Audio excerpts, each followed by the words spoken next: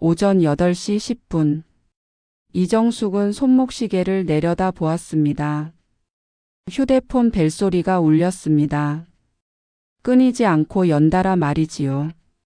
벌써 세 번째 전화였습니다. 어머니, 죄송한데 오늘도 하진이 좀 봐주실 수 있으세요? 며느리 선영의 목소리는 늘 그랬듯 급했습니다. 정숙은 창밖을 바라봤습니다. 신도시 아파트 단지의 아침은 분주했습니다. 출근하는 차들이 줄지어 빠져나가고 유치원 통학버스가 아이들을 태우러 돌아다녔습니다. 자신도 저렇게 바쁜 아침을 보냈던 시절이 있었지요. 교단에 서던 30년 종소리에 맞춰 복도를 걷고 분필 가루를 털어내며 집으로 돌아오던 날들. 그래. 알겠어. 정숙은 대답했습니다. 안 된다는 대답은 할 수 없었습니다. 아니, 하지 않았습니다. 퇴직한 지 2년이 지났습니다. 처음엔 기뻤습니다. 이제 아침마다 알람에 쫓기지 않아도 되고 저녁이면 남편과 산책을 나가고 친구들과 차를 마시며 느긋한 시간을 보낼 수 있을 거라 생각했습니다. 하지만 손주 하진이가 태어나면서 모든 것이 달라졌습니다. 엄마가 봐주시면 어린이집비 아낄 수 있잖아요. 선영의 말은 틀리지 않았습니다.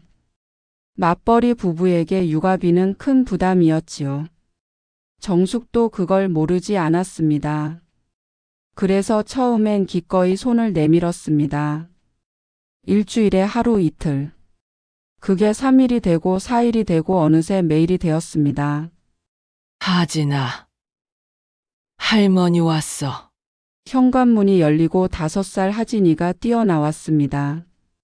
잠옷 차림에 머리는 산발이었습니다. 정숙은 아이를 안아 올렸습니다. 허리에 통증이 왔습니다. 요즘 들어 자주 그랬습니다. 정형외과 의사는 말했습니다. 무거운 거 드시면 안 됩니다. 하지만 20kg이 넘는 손주를 어떻게 안아달라 하는데 앉지 않을 수 있겠습니까? 선영아. 어서 가봐. 내가 있으니까. 며느리는 가방을 챙겼습니다. 저녁에 늦을 것 같아요. 저녁 먹이고 재워주세요. 정숙은 고개를 끄덕였습니다. 선영은 현관을 나서다 멈춰 섰습니다. 아, 그리고 어머니, 이번 주말에도 부탁드려요. 우리 회식이 있어서요. 부탁이었을까요? 아니면 통보였을까요? 정숙은 구분할 수 없었습니다. 거실 소파에 앉아 하진에게 아침을 먹였습니다. 아이는 숟가락을 입에 물고 태블릿을 보고 싶어 했습니다. 하진아. 밥 먹을 땐 화면 안 보는 거야. 하지만 아이는 고개를 돌렸습니다.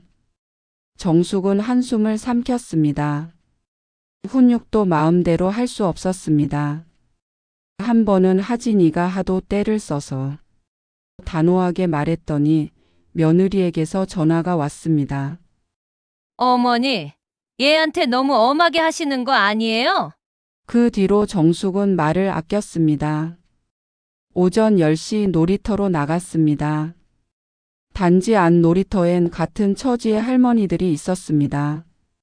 그들은 손주를 그네에 태우고 모래놀이를 시키고 미끄럼틀에서 떨어지지 않도록 손을 내밀었습니다. 서로 눈인사를 나눴지만 깊은 대화는 없었습니다. 각자의 사정을 알기에 위로보다는 침묵이 더 나았습니다. 할머니, 저것 봐. 하진이가 손가락으로 하늘을 가리켰습니다. 비행기 한 대가 구름 사이를 지나갔습니다.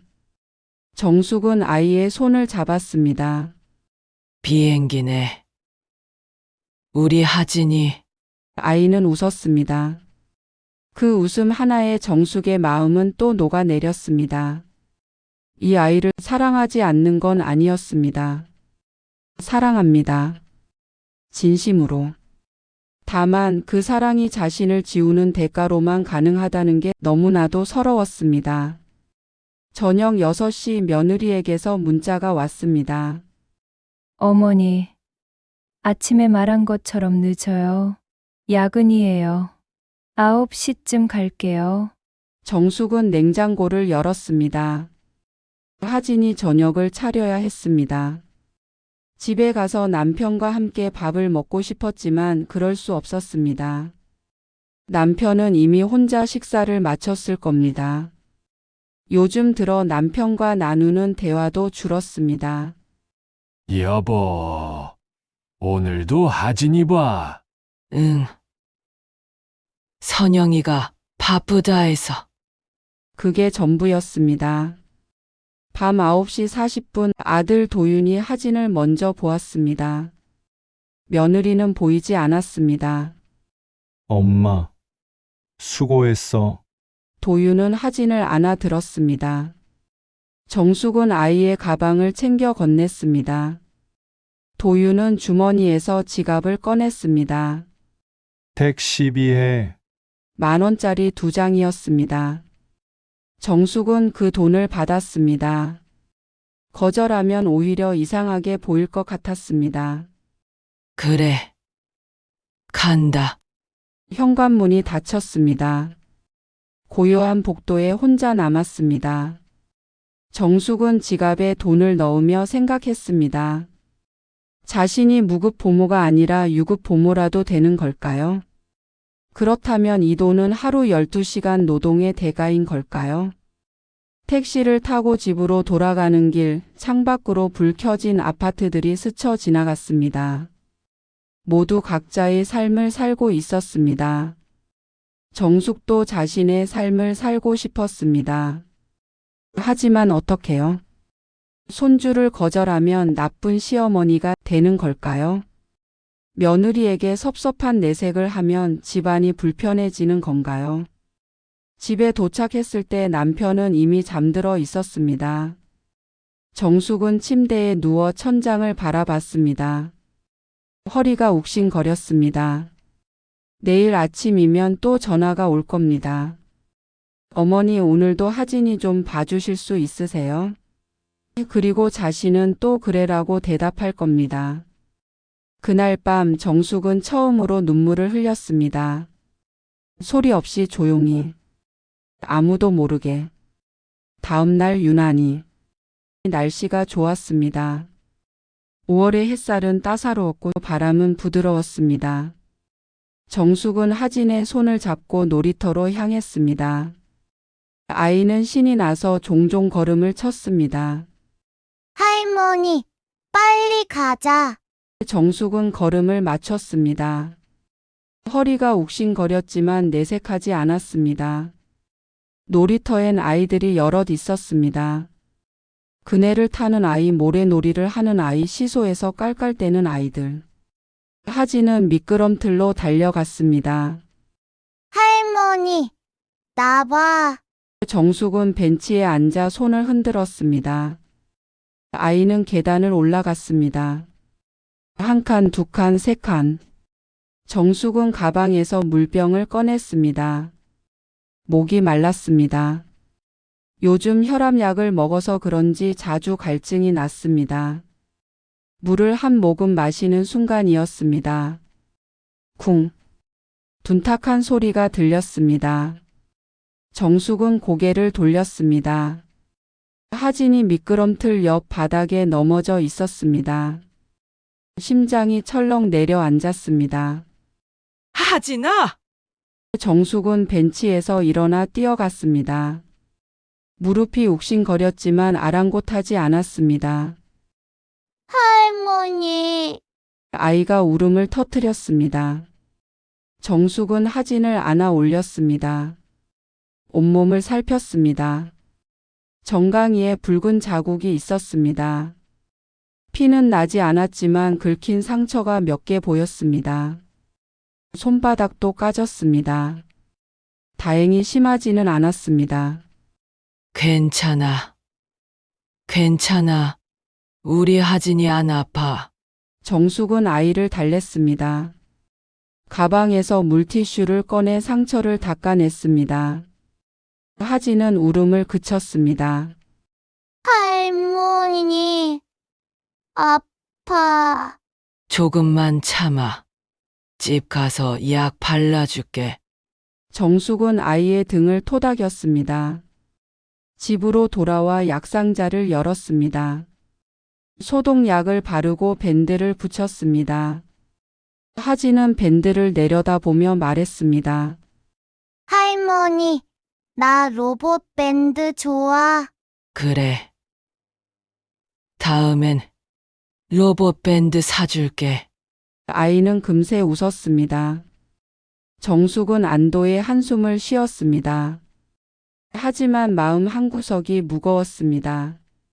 자신이 조금 더 주의 깊게 봤어야 했습니다. 물을 마시지 말고 아이만 봤어야 했습니다. 정숙은 속으로 되뇌었습니다. 이제 놀이터는 가지 말아야겠다. 무서워서 못 가겠네. 오후가 되자 하진은 평소처럼 놀았습니다. 태블릿으로 만화를 보고 블록을 쌓고 정숙에게 그림책을 읽어달라고 했습니다. 괜찮은 것 같았습니다. 정숙은 안심했습니다. 저녁 6시 며느리에게 전화가 왔습니다. 어머니, 오늘 저녁엔 제가 먼저 갈 것 같아요. 그래. 알았어. 정숙은 전화를 끊고 하진의 저녁을 차렸습니다. 아이는 밥을 잘 먹었습니다. 상처 난 손으로 숟가락을 들고 반찬을 집어 먹었습니다. 정숙은 지켜보며 생각했습니다. 참 다행이야. 크게 안 다쳐서. 밤 8시 며느리 선영이 도착했습니다. 어머니, 오늘 하루도 감사했어요. 괜찮아. 하진이 잘 놀았어. 선영은 하진의 가방을 챙겼습니다. 그때 아이의 정강이에 붙은 밴드를 발견했습니다. 어머니, 이거 뭐예요? 정숙은 담담하게 대답했습니다. 놀이터에서 미끄럼틀 타다가 살짝 넘어졌어. 크게 다친 건 아니야. 소독하고 밴드 붙였어. 선영의 표정이 굳었습니다. 다쳤으면 바로 연락하셨어야죠. 아니, 별일 아니라서. 금방 울음도 그쳤고. 그래도 연락은 하셔야죠. 제 아이잖아요. 목소리에 날이 섰습니다. 정숙은 당황했습니다. 미안해. 다음부턴 연락할게. 선영은 더 이상 말하지 않았습니다. 하진의 손을 잡고 현관을 나갔습니다. 문이 닫히는 소리가 유난히 크게 들렸습니다. 정숙은 거실에 홀로 남았습니다. 가슴이 답답했습니다. 자신이 뭘 잘못했을까요? 아이를 다치게 하려던 건 아니었습니다. 그저 잠깐, 정말 잠깐 한눈을 판 것뿐이었습니다. 하지만 며느리의 눈빛엔 비난이 담겨 있었습니다. 택시를 타고 집으로 돌아가는 길 정숙은 창밖을 바라봤습니다. 불 켜진 아파트들이 지나갔습니다. 저 안에도 누군가는 저와 같은 마음으로 앉아 있을까요? 손주를 돌보다 작은 사고가 났고 며느리에게 눈치를 보는 시어머니가 또 있을까요? 집에 도착했을 때 남편이 물었습니다. 오늘은 일찍 왔네. 응. 선영이가 일찍 왔어. 하진이 잘 놀았어. 정숙은 고개를 끄덕였습니다. 남편에게 오늘 일을 말하고 싶었습니다. 하지만 입이 떨어지지 않았습니다. 남편은 며느리와 아들 편을 들 겁니다. 당신이 좀 더 조심했어야지 라고 말할 겁니다.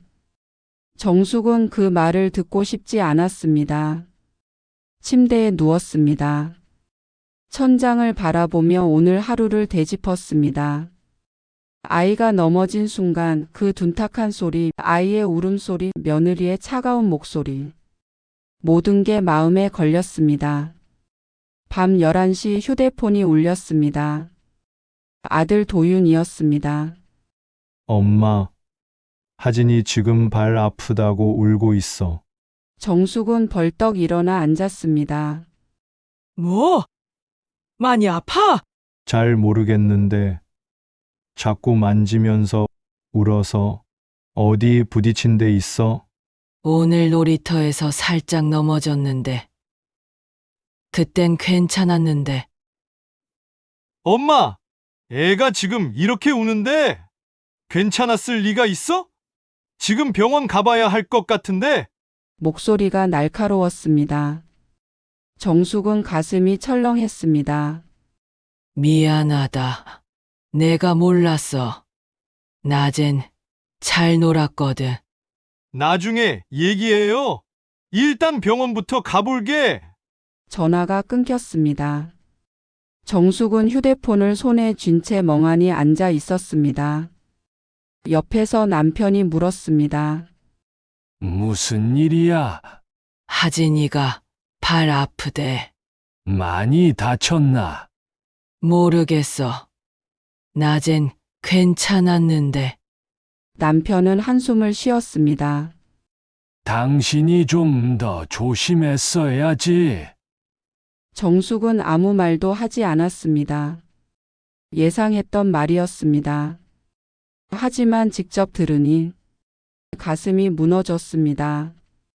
자신이 일부러 다치게 한 게 아니었습니다. 그저 한순간이었고 순식간에 벌어진 일이었습니다. 그런데 왜 모두가 자신을 탓하는 걸까요? 잠을 이룰 수 없었습니다. 시계를 보니 자정이 넘었습니다. 아들에게서 연락이 없었습니다. 병원엔 갔을까요? 하진은 괜찮을까요? 정숙은 휴대폰을 들었다 놓았다를 반복했습니다. 전화를 걸고 싶었지만 용기가 나지 않았습니다. 새벽 1시 문자가 왔습니다. 엄마, 내일 아침에 통화해요. 짧은 문장이었습니다. 하지만 그 안에 담긴 무게는 무거웠습니다. 정숙은 휴대폰을 내려놓았습니다. 내일 아침이 두려웠습니다. 아들이 뭐라고 할까요? 며느리는 어떤 표정을 지을까요? 정숙은 이불을 덮었습니다. 5월의 밤이었지만 방 안은 겨울처럼 차가웠습니다.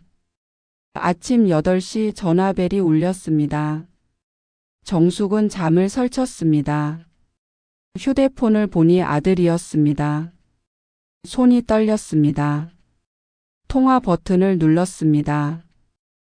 엄마, 응. 도윤아, 하진이 괜찮아? 병원 갔다 왔어.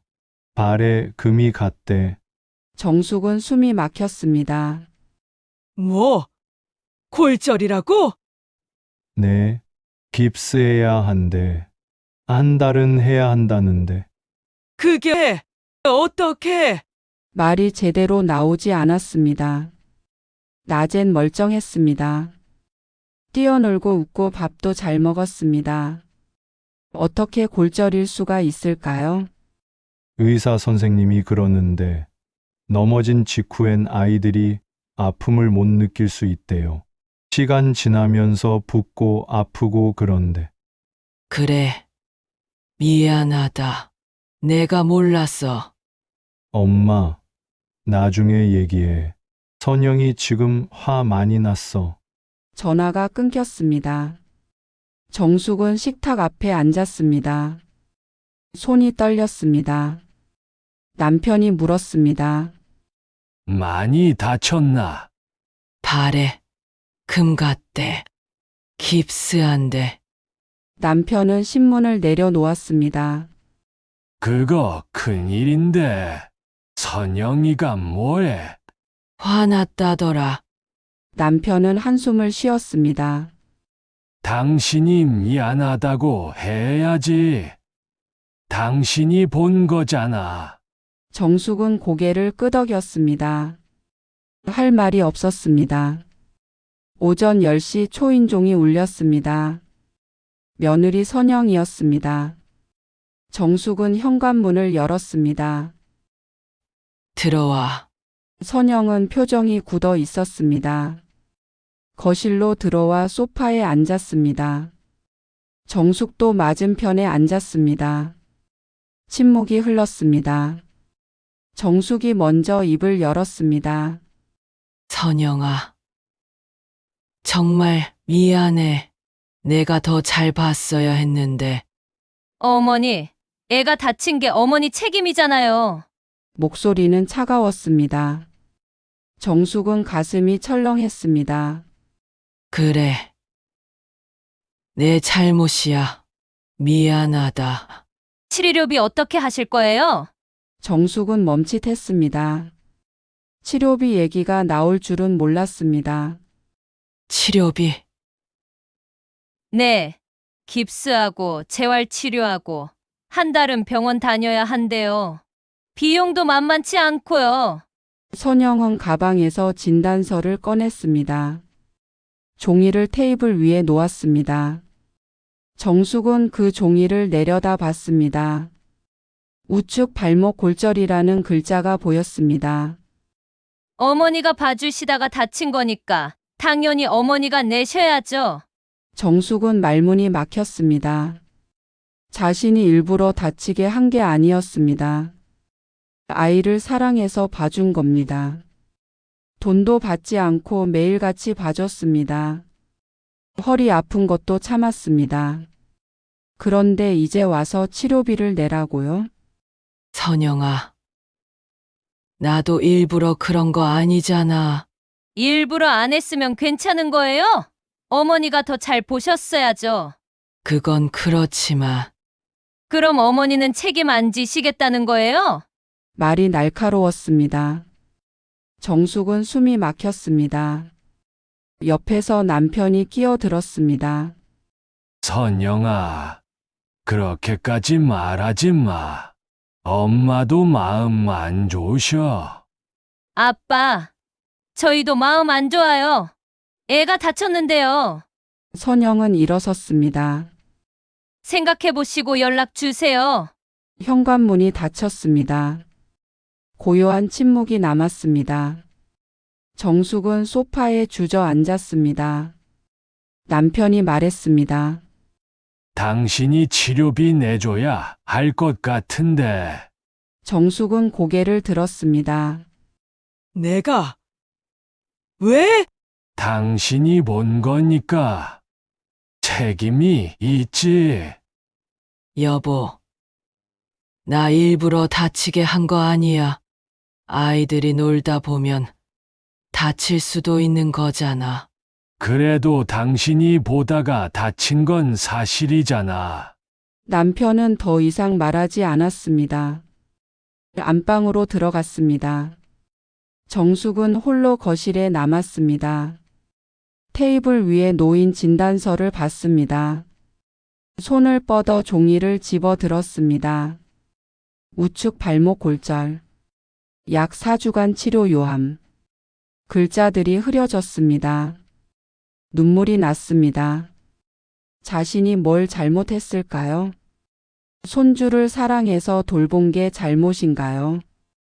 허리 아픈 것도 참고 친구들과의 약속도 미루고 남편과의 시간도 포기하면서 봐준 게 잘못인가요?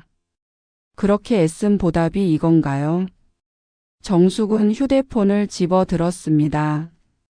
통장을 확인했습니다. 퇴직금으로 모아둔 돈이 있었습니다. 노후 자금이었습니다. 남편과 여행도 가고 아프면 병원비로 쓰려던 돈. 그 돈을 하진의 치료비로 내야 하는 걸까요? 오후 2시 정숙은 며느리에게 전화를 걸었습니다. 선영아. 나야. 네, 어머니. 치료비 내가 낼게. 선영은 잠시 침묵했습니다.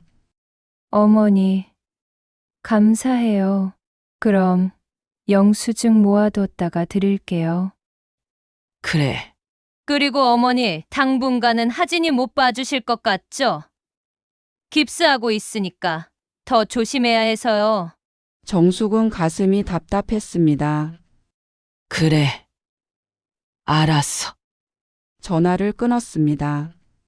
정숙은 창밖을 바라봤습니다. 5월의 햇살이 쏟아졌습니다. 따뜻해 보였지만 마음은 차가웠습니다. 자신은 이제 뭐가 된 걸까요? 아이를 다치게 한 죄인, 치료비를 내야 하는 책임자, 조심성 없는 할머니, 그렇게 낙인 찍힌 사람. 저녁 6시 남편이 저녁상을 차렸습니다. 먹어. 안 먹으면 몸만 상해. 정숙은 숟가락을 들었습니다. 하지만 밥이 넘어가지 않았습니다. 목이 메었습니다. 여보, 나 뭘 잘못한 거야? 남편은 반찬을 집으며 대답했습니다. 잘못한 건 아니지. 그냥 운이 없었던 거지. 그럼 왜 내가 돈을 내야 해? 왜 내가 사과를 해야 해? 그게 당신이 봤으니까. 봐주는 것도 호의인데 이게 무슨 대접이야? 남편은 한숨을 쉬었습니다. 며느리 입장도 생각해봐. 애가 다쳤는데 화날 만도 하지. 정숙은 숟가락을 내려놓았습니다. 그래, 다들 며느리 편이네. 나만 나쁜 사람이고. 그런 소리 하지 마. 누가 당신을 나쁘다고 했어. 하지만 정숙에겐 모두가 자신을 탓하는 것처럼 느껴졌습니다. 밤이 깊었습니다. 정숙은 침대에 누웠지만 잠이 오지 않았습니다. 하진의 얼굴이 떠올랐습니다. 깁스한 작은 발, 아파하며 우는 모습, 가슴이 아렸습니다. 손주를 아프게 한 건 맞습니다. 하지만 일부러 그런 건 아니었습니다. 정말로. 정숙은 이불을 덮었습니다. 눈을 감았습니다. 어둠 속에서 생각했습니다. 이제 어떻게 해야 할까? 치료비를 내면 끝일까? 아니면 이 관계는 영영 회복되지 않는 걸까? 그리고 가장 두려운 생각이 스쳤습니다. 나는 이제 손주를 볼 수 없는 걸까? 그 날로부터 사흘이 지났습니다. 정숙은 며느리에게 치료비를 보냈습니다. 첫 병원비 15만 원. 통장 잔고가 줄어드는 걸 보며 가슴이 무거웠습니다. 선영에게서 짧은 답장이 왔습니다. 감사합니다. 그 뒤로 연락이 없었습니다. 정숙은 집에만 있었습니다. 창밖을 내다봤습니다. 놀이터엔 아이들이 뛰어놀았습니다. 할머니들도 벤치에 앉아 있었습니다. 자신도 며칠 전까지 저기 있었습니다. 이제는 갈 일이 없었습니다. 전화벨 소리가 두려웠습니다. 며느리에게서 또 무슨 말을 들을까봐. 아들에게서 뭐라는 소리를 들을까봐. 정숙은 휴대폰을 멀리 뒀습니다. 남편은 말이 없었습니다. 아침을 먹을 때도 저녁을 먹을 때도 그저 신문을 보거나 TV를 봤습니다. 정숙도 말을 걸지 않았습니다. 할 말이 없었습니다. 나흘째 되는 날 저녁이었습니다. 아들 도윤에게서 전화가 왔습니다. 정숙은 한참을 망설이다 받았습니다. 엄마, 응, 엄마, 집에 계세요? 그래. 잠깐 갈게. 할 얘기가 있어서. 전화가 끊겼습니다. 정숙은 불안했습니다. 무슨 얘기를 하러 오는 걸까요? 또 뭘 잘못했다고 하는 걸까요? 전화를 끊은 지 1시간 뒤 초인종이 울렸습니다. 도윤이 들어섰습니다. 표정이 복잡했습니다. 정숙은 물 한 잔을 내밀었습니다. 앉아. 도윤은 소파에 앉았습니다. 한참을 망설이다 입을 열었습니다. 엄마, 제가 잘못 알았던 것 같아요. 정숙은 눈을 들었습니다. 뭐가? 하진이 다친 거 놀이터에서 다친 게 아니었대. 정숙의 심장이 뛰었습니다. 무슨 소리야? 도윤은 휴대폰을 꺼냈습니다. 화면을 켰습니다. 동영상이었습니다. 출장 갔다 와서 거실 CCTV를 확인했어. 혹시나 해서. 정숙은 화면을 봤습니다. 거실이 보였습니다. 안마의자 앞에서 하진이가 놀고 있었습니다.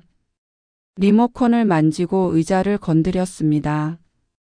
그때 아이의 발이 의자 틈에 끼었습니다. 아야! 울음소리가 들렸습니다. 화면 속 정숙이 달려왔습니다. 하진아, 아이를 안아 올리고 발을 살피고 안마의자를 확인했습니다. 동영상이 멈췄습니다. 정숙은 숨을 들이켰습니다. 이게 응, 집에서 다친 거였어. 엄마, 탓이 아니었어요. 도윤의 목소리가 떨렸습니다. 정숙은 화면을 다시 봤습니다. 그날 그 순간이 생각났습니다. 놀이터에서 돌아온 뒤였습니다. 하진이 안마의자 근처에서 놀고 있었습니다. 정숙은 부엌에서 물을 마시다가 쿵 소리를 듣고 달려갔습니다. 그때 이미 발이 다쳤던 겁니다. 놀이터에서 넘어진 건 작은 상처였고 진짜 골절은 안마의자 때문이었습니다. 엄마가 예전에 말씀하셨잖아요. 안마의자 위험하니까 코드 뽑아두라고. 정숙은 기억했습니다. 한 달 전이었습니다. 며느리 집에 갔을 때 안마의자를 봤습니다. 선영아.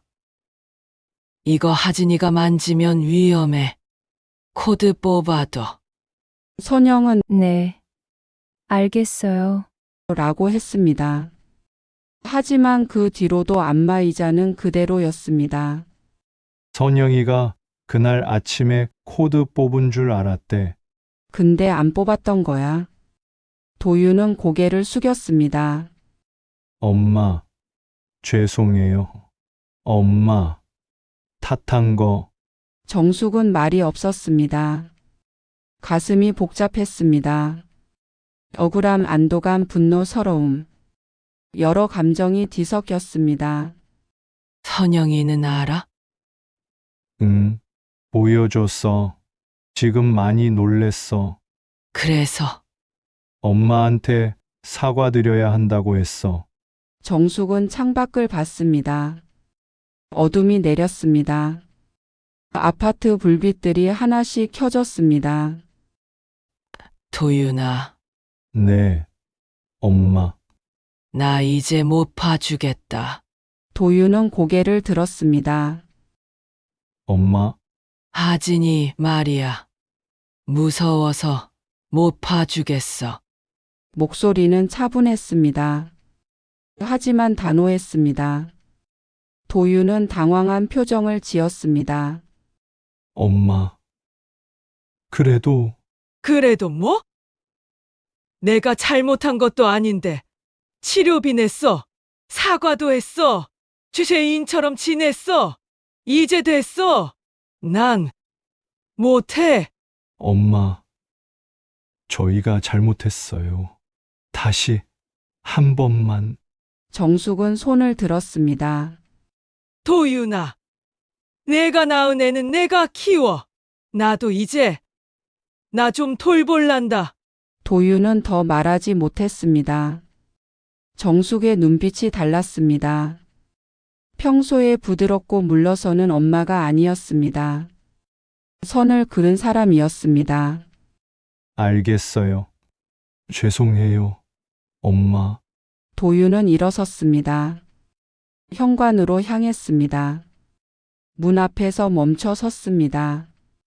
엄마, 치료비 돌려드릴게요. 됐어. 그건 하진이 쓴 거니까. 그래도 가봐. 조심해서. 문이 닫혔습니다. 정숙은 소파에 앉았습니다. 남편이 안방에서 나왔습니다. 누가 왔었어? 도윤이. 뭐해? 하진이 놀이터에서 다친 게 아니라 안마의자에서 다쳤대. CCTV에 다 찍혔대. 남편은 눈을 깜빡였습니다. 그럼 당신 탓이 아니잖아. 그렇지. 내 탓이 아니야. 정숙은 창밖을 봤습니다. 달이 떠 있었습니다. 희미했지만 분명했습니다. 여보. 나 이제 손주 안 볼 거야. 왜? 억울한 거 풀렸잖아. 억울한 건 풀렸어도 마음이 안 풀렸어. 무서워. 또 뭐라고 할까봐. 남편은 한숨을 쉬었습니다. 당신 뜻대로 해. 당신 인생이니까. 정숙은 고개를 끄덕였습니다. 그렇습니다. 자신의 인생이었습니다. 밤이 깊어갔습니다. 정숙은 침대에 누워 천장을 봤습니다. 마음이 복잡했습니다. 하진의 웃음소리가 귓가에 맴돌았습니다. 할머니. 달려오던 작은 발걸음. 손을 잡던 따뜻한 손길. 사랑은 여전했습니다. 하지만 이제는 자신도 지켜야 했습니다. 정숙은 눈을 감았습니다. 이번엔 눈물이 나지 않았습니다. 대신 평온함이 왔습니다. 결정을 내린 사람의 평온함이었습니다. 창밖에서 바람 소리가 들렸습니다. 5월의 밤바람은 부드러웠습니다. 다음 날 아침 전화벨이 울렸습니다. 며느리 선영이었습니다. 정숙은 한참을 망설이다 받았습니다. 어머니, 목소리가 떨렸습니다. 응. 어머니, 정말 죄송해요. 제가 너무 심하게 했어요. 선영은 울먹였습니다. 정숙은 조용히 들었습니다. CCTV 봤어요. 제가 안마의자, 코드 안 뽑아서 그런 거였어요. 어머니가 말씀하셨는데 제가 안 들었어요. 정말 죄송해요. 알았어. 치료비도 돌려드릴게요. 그리고 그동안 너무 무리하게 부탁드린 것 같아요. 어머니도 편찮으신데. 정숙은 창밖을 봤습니다. 햇살이 좋았습니다. 선영아. 네. 어머니. 사과는 받았어. 근데 나 이제 하진이 못 봐주겠다. 전화 너머로 침묵이 흘렀습니다. 어머니 그래도 하진이 좀 봐주시면 안 될까요? 저희가 잘할게요. 다시는 그러지 않을게요. 선영아. 나도 내 인생 살아야 해. 어머니. 너희가 낳은 애는 너희가 키워. 내가 도와줄 순 있어. 근데 매일은 못해. 내 몸도 성치 않고 내 시간도 필요해. 선영은 대답하지 못했습니다. 정숙은 차분히 말을 이었습니다. 하진이 사랑해. 진심이야. 근데 사랑한다고 내가 다 희생할 순 없어. 나도 사람이야.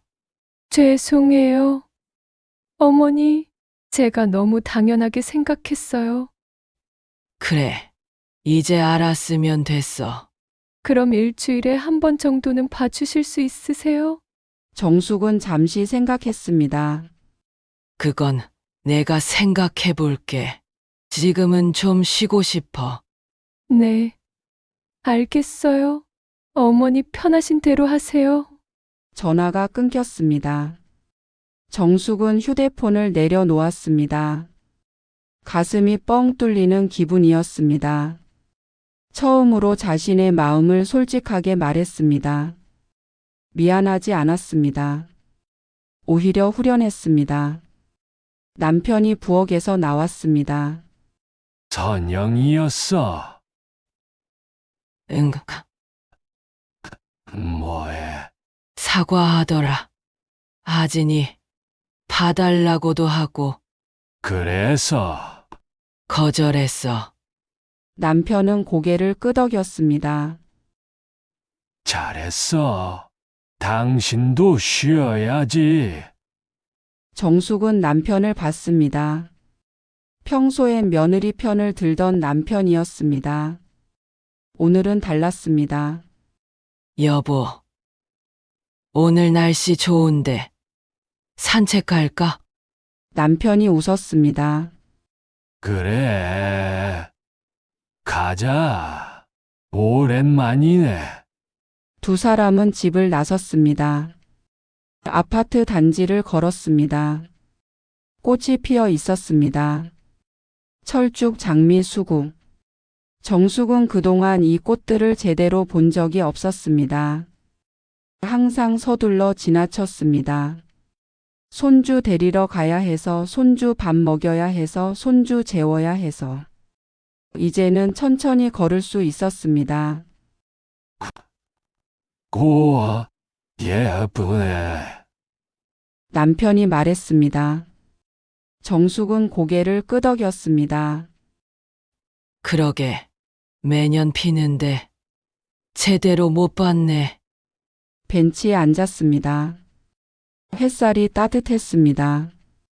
바람이 불었습니다. 머리카락이 날렸습니다. 정숙은 눈을 감았습니다. 평화로웠습니다. 오후에 친구에게서 전화가 왔습니다.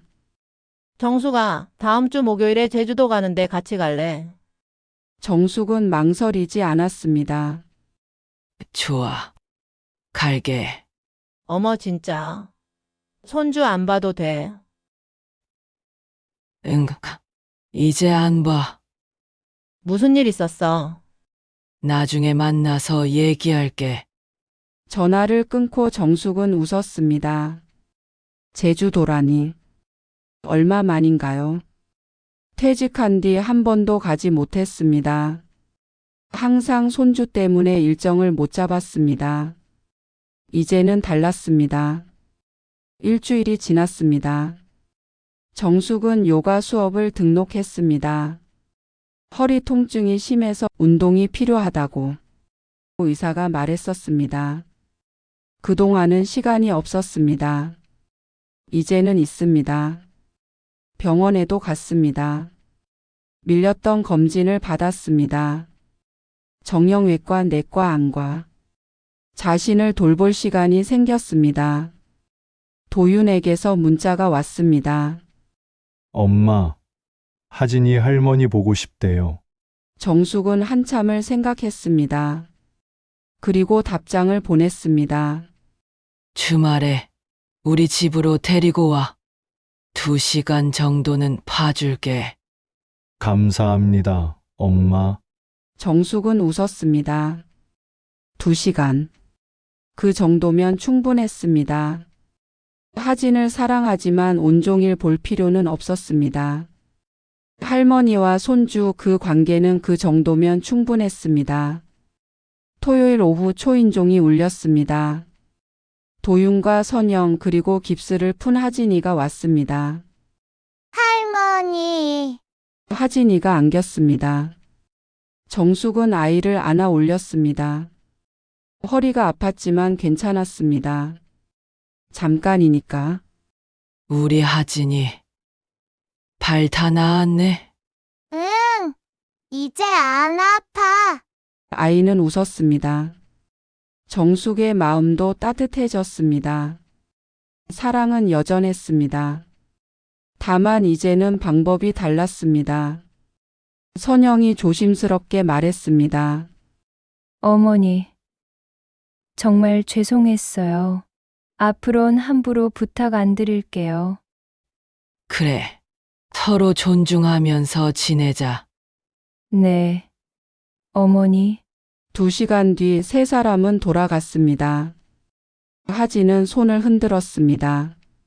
할머니, 다음에 또 봐. 정숙도 손을 흔들었습니다. 문이 닫혔습니다. 남편이 물었습니다. 힘들지 않았어. 괜찮았어. 2시간은 할만하더라. 그래, 무리하지 마. 정숙은 소파에 앉았습니다.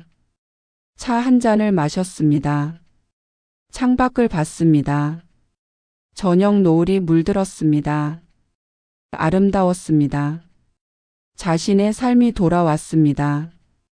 손주를 사랑하지만 자신도 사랑하는 삶. 도움을 주지만 희생하지 않는 삶.